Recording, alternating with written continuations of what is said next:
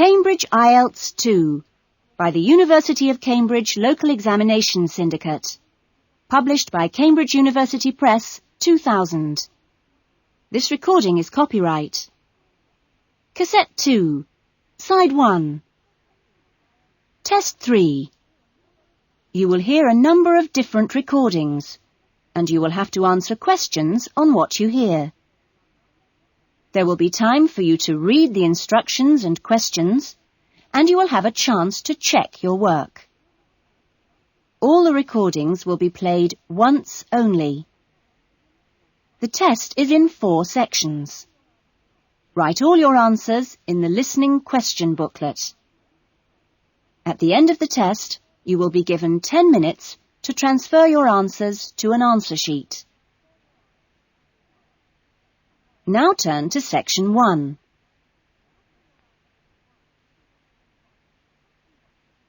Section 1.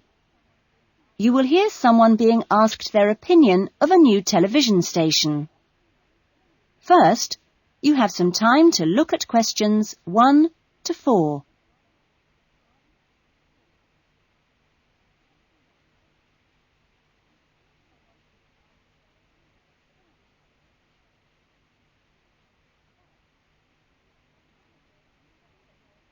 You will see that there is an example that has been done for you. On this occasion only, the conversation relating to this will be played first. Excuse me, I'm sorry to bother you, but would you have time to answer a few questions? What's it about? We're doing some market research for a new television channel starting in 2 years' time. Okay, why not? Lovely. We'll just work through this form. And if we could start with some personal background information? Sure. Right. If I could just have your age? 35. Right. Great. The respondent is 35 years old, so B has been circled. Now we shall begin. You should answer the questions as you listen, because you will not hear the recording a second time. Listen carefully to the conversation and answer questions 1 to 4. Excuse me, I'm sorry to bother you, but would you have time to answer a few questions? What's it about? We're doing some market research for a new television channel starting in 2 years' time. Okay, why not? Lovely. We'll just work through this form. And if we could start with some personal background information? Sure. Right. If I could just have your age? 35. Right. Great. And your job? Systems analyst. But for the form, I don't know whether it would count as professional or business or what. What do you think? Okay, it's more like business. Fine. And would you mind my asking about your salary, or we can leave it blank? No, I don't mind. It's $40,000 a year. Oh, thank you. Right. About your current watching habits. What would you say is your main reason for watching TV? Well, at work, I tend to read for information and what have you, so I'd say that with TV, it probably just helps me relax and unwind. Fine. And how many hours a day, on average, do you watch TV? Not a lot, really. I should say just over an hour. You now have some time to look at questions 5 to 10.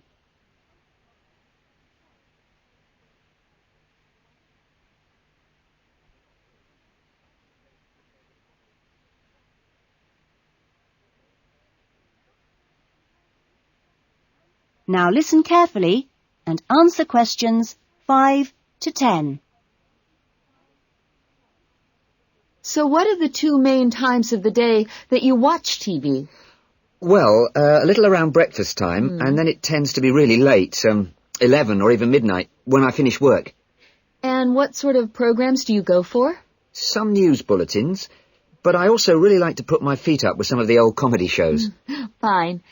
And turning to the new channel, which type of programs would you like to see more of? Well, I certainly don't think we need any more factual programs, like news and documentaries. I think we need more about things like local information, providing a service for the community. And in the same vein, perhaps more for younger viewers. Good quality stuff. Uh-huh. And if you had to give the new director some specific advice when they set up the channel, what advice would you give them? I think I'd advise them to pay a lot of attention to the quality of the actual broadcast. You know, the sound system. People are very fussy these days about that. And in general, I think they ought to do lots more of these kinds of interview, you know, talking with their potential customers. Oh, I'm glad you think it's valuable. Certainly, yeah. Good. Okay. This will be a commercial channel, of course, but how often do you think it is tolerable to have adverts? Well, out of that list, I'd say every quarter of an hour. I don't think we can complain about that, as long as they don't last for 10 minutes each time. Quite. And would you be willing to attend any of our special promotions for the new channel? Yes, yeah, I'd be very happy to, as long as they're held here in my area. Okay, I'll make a note of that. And finally, may we put you on our mailing list? Well, I'd prefer not, except for the information about the promotion you mentioned. Can I have your name and address? Of course. Here's my card. Oh, lovely. And thank you very much for your time, and we look forward to seeing you. Yes, indeed. Thanks. That is the end of section 1. You will now have half a minute to check your answers.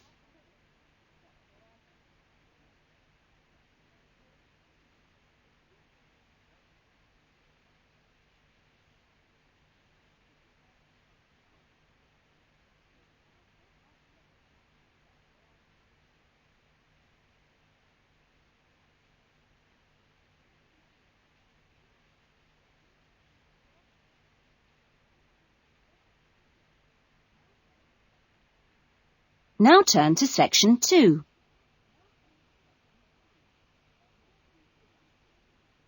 Section 2.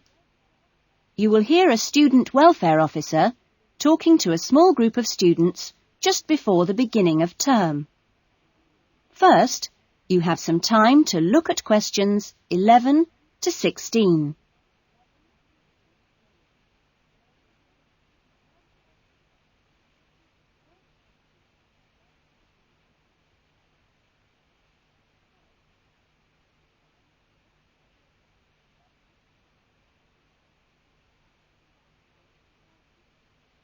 Now listen carefully to the talk and answer questions 11 to 16.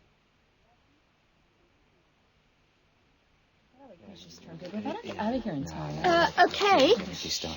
Well, good morning, everybody. My name's Elizabeth Reed, and I'm your Assistant Welfare Officer. What I'd like to do now is tell you a little more about some of the social facilities available on the campus, and also to tell you something about what the town has to offer. As you probably know already, the Student Union Building is the main centre of social life here, as indeed it is in most British universities. The Union runs a weekly programme of events for all tastes. Oh, everything from discos to talks by guest speakers. Many of these events are fundraising activities for charities, which the Union takes very seriously. They manage the Students' Union paper shop, selling magazines and newspapers, as well as stationery, sweets and so on. Let me see. There's the ticket shop, where you can get some very good deals on, well, for example, coaches to London, or inexpensive charter flights. As cheap as you'll get anywhere, people say. Or tickets for big pop groups playing here or at other venues all over the country. Or plays in London. Oh, and we mustn't forget the Union cafeteria and the big new diner. Yes, did you have a question? Yeah, does the Union also provide help with any problems? I mean, advice on financial problems, for example. Or does the university provide that?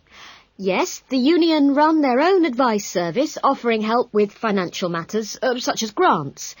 I'm sure you realise anything medical should be discussed with the University Medical Service, which also has an excellent counselling centre. I think that was made clear yesterday. However, the Union has its own officer who can give advice on legal problems. You now have some time to look at questions 17 to 20.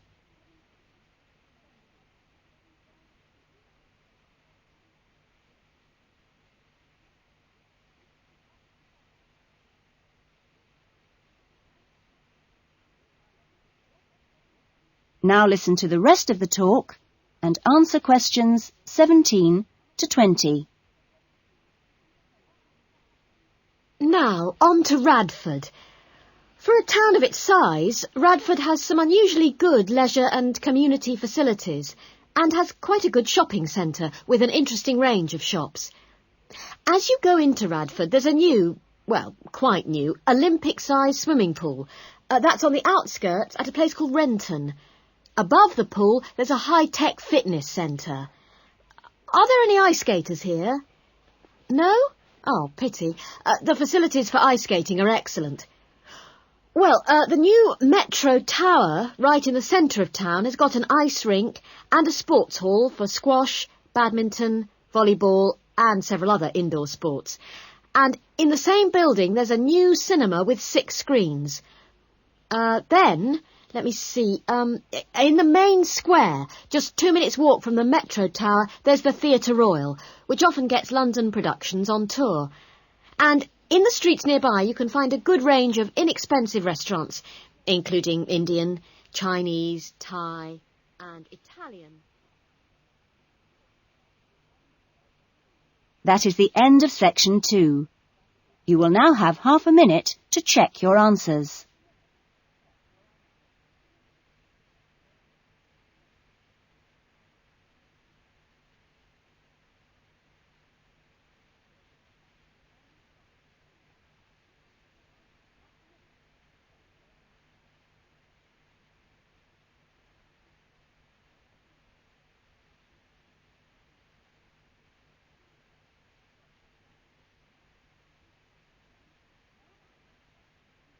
Now turn to section 3.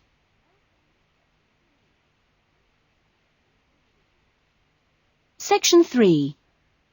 You will hear a tutor, Dr. Simon, talking to some of his students about writing a dissertation. First, you have some time to look at questions 21 to 26.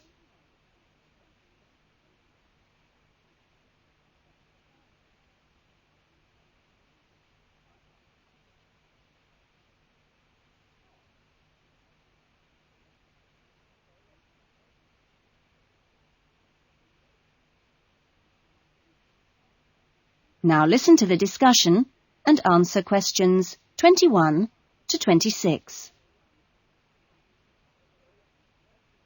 OK, welcome back to the new term. Hope you've had a good break and that you're looking forward to writing your dissertation.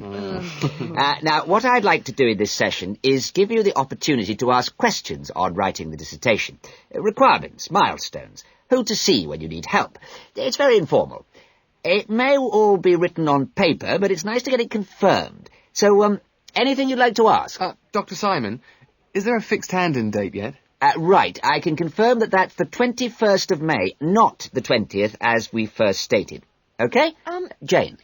What about the word limit? Well, we try to be pretty flexible on this, but in broad terms, it's 18 to 20,000.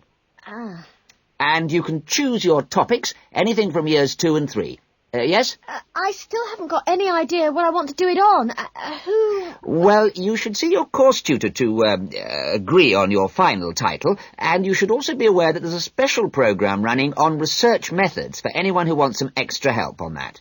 Can I just check on the deadlines for everything? Yes, sure. Look, let me write it on the board. When the different stages have to be completed. First of all, you've got to work on your basic bibliography. And that's due into your course tutor by the 31st of January, which is just 2 weeks away, so you'd better get a move on that. Do we have to have our own draft plan by then? No, your draft plan is due on the 7th of February, which is a week later, so that should give you plenty of time. And when do we have to be doing the research? That's over a 1-month period, essentially February to March. And the write-up? Well, you can't really get going on your writing until you've got quite a bit of the research done. So that's really March to May, with the hand-in date on the 21st. Any more questions? Now you have some time to look at questions 27 to 30.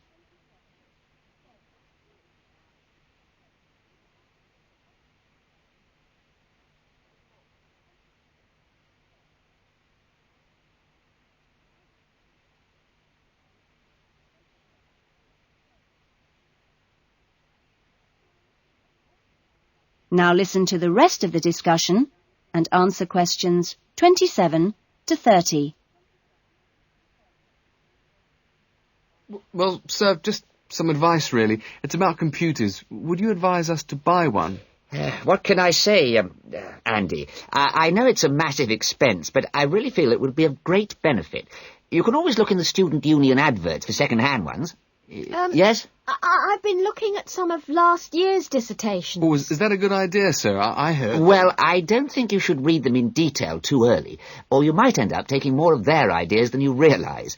But yes, it really is the best guide you can have to the expectations of what's expected when you write a dissertation. Sorry, Jane, I interrupted you. That's okay. It's just that they did a lot of research using questionnaires. Is that a good idea? I think questionnaires are very good at telling you how people fill in questionnaires. But to be frank, they tell you very little else. Avoid them. About interviews, is it okay if we interview you? The tutors? I don't see why not. They don't have any special contribution to make, but you can if you want. There's a whole section on this issue in the research guide. I'm afraid it's slightly out of date, and you're probably better talking to the tutor on the research methods course. But you might find it useful to start there. Okay. Thanks. Okay, well, great. I hope that sorted a few things out. You can always come and see me or drop me a note if you've got any more queries. Right. Fine. Okay, thanks. That is the end of section 3. You will now have half a minute to check your answers.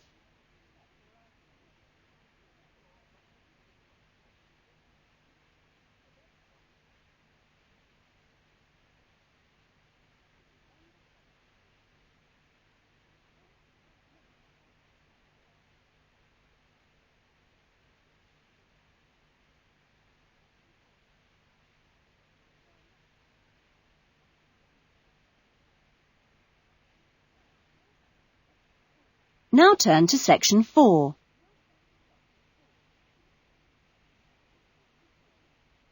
Section 4. You will hear a lecture about the lack of rainfall in Australia. First, you have some time to look at questions 31 to 40.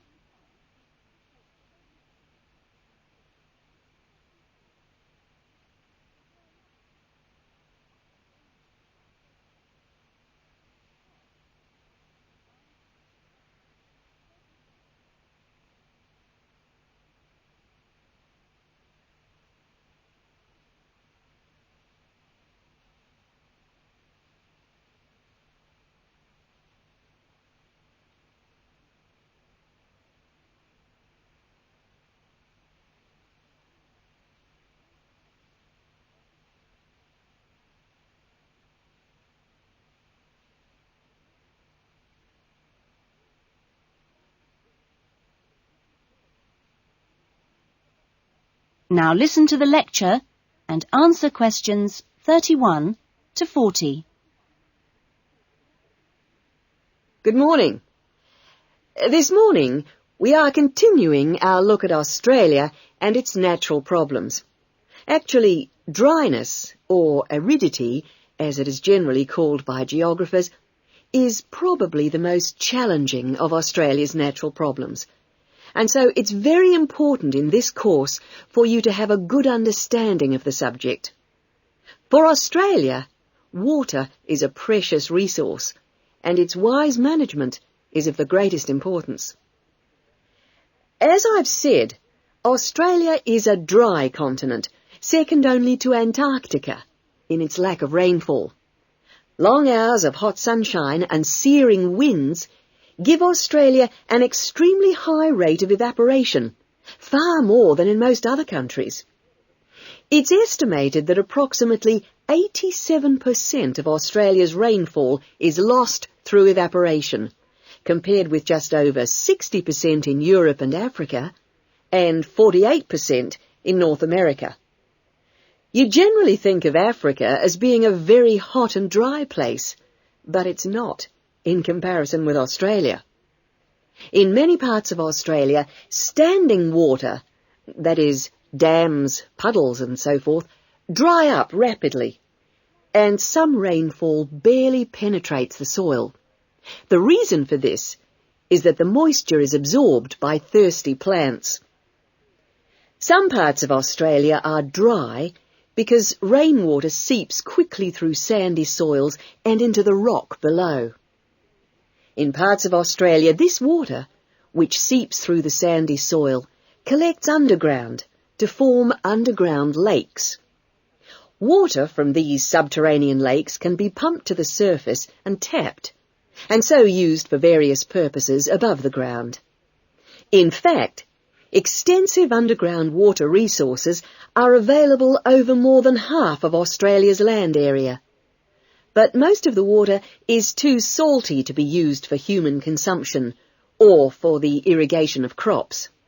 However, most inland farmers do rely on this water for watering their animals and, where possible, to a lesser extent, for irrigation. Underground water can flow very large distances and can be kept in underground reservoirs for a very long time. Water from these underground reservoirs bubbles to the surface as springs in some parts of the country, and these rare sources of permanent water were vital to early explorers of inland Australia and to other pioneers last century who used the springs for survival. But in many places, levels have fallen drastically through continuous use over the years. This has necessitated the pumping of the water to the surface. Remarkably, underground water sources in Australia supply about 18% of total water consumption. So you can see it's quite an important source of water in this dry land. So, most of the consumption of water in Australia comes from water which is kept above ground. More than 300 dams regulate river flows around the country. The dams store water for a variety of functions. The rural irrigation of crops, without which many productive areas of the country would not be able to be farmed. The regulation of flooding, a serious problem which will be dealt with later in the course. And last but not least, the harnessing of the force of gravity for the generation of electricity. That is all we have time for this morning, but you'll be able to do further study on this important area in the library.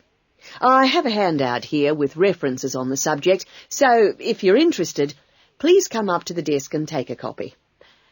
Next week's lecture is a case study of an outback farm, and it'll be going into detail about some of the problems we've discussed here.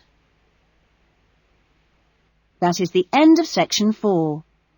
You will now have half a minute to check your answers.